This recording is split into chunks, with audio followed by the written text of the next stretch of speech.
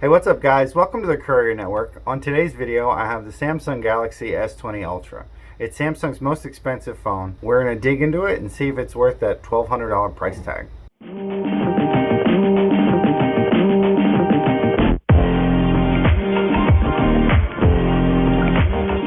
The Samsung Galaxy S20 Ultra comes in at $1,200. On Samsung's website, it's $1,400, $900 with a trade-in.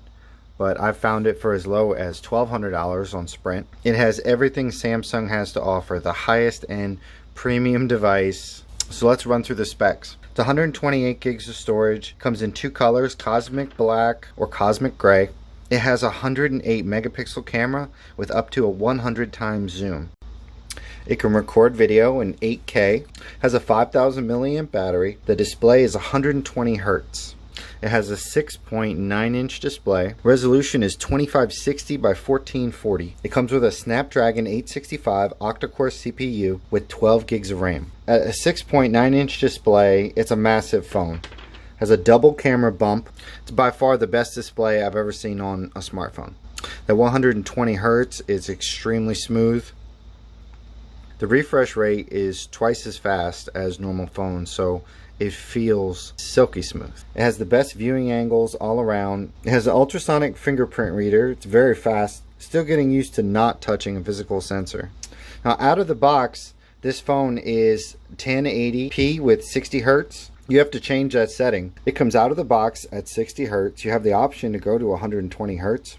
The only problem with that is it locks your screen resolution to FHD Plus, which is a 1080 display. You can go up to 1440, but you have those two options. 1080, you can have 120 Hertz.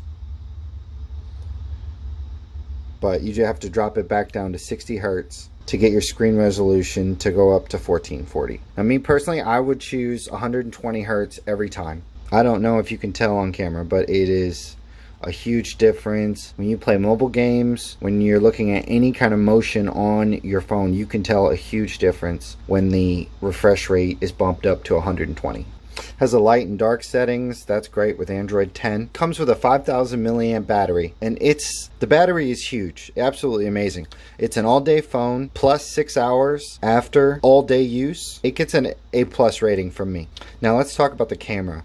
It has 3 rear cameras, a 12 megapixel ultra wide, a 48 megapixel telephoto lens, and a 108 megapixel wide lens, plus a 40 megapixel lens on the front. So this phone has 4 cameras. Samsung really put everything they had into this device, and you can tell it originally came out at $1,400, so now you can find it for $1,200. It can record up to 8K videos while taking 33 megapixel stills while filming. Take a video and then hit the camera button. It will take a 33 megapixel picture. The video recording options are 8K video. 8K is locked at 24 frames per second. It can record 4K at 60 frames per second or 1080 at 60 frames per second. Everything I record is in a 1080 at 60 frames per second. That's all of my videos so far are being filmed from this phone, the Galaxy S20 Ultra. I use live focus and live focus video modes. The 100 times zoom is fun to use, but it's not practical. Actually taking pictures zoomed in that much is very grainy.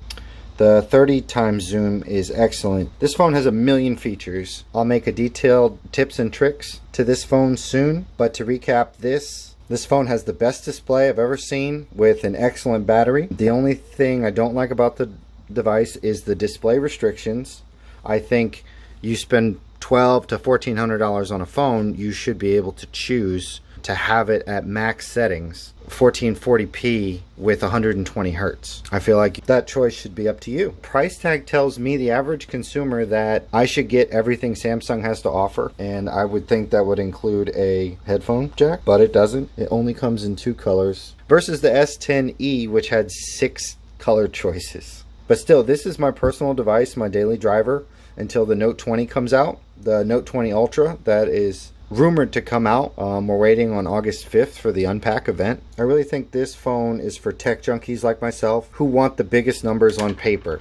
In my opinion, I think it's the best phone money can buy. And that was my review of the Samsung Galaxy S20 Ultra. I hope it answered some of the questions you had. If you're on the fence about which phone you were going to buy on the S20 series. Thank you guys for watching. See you on the next one.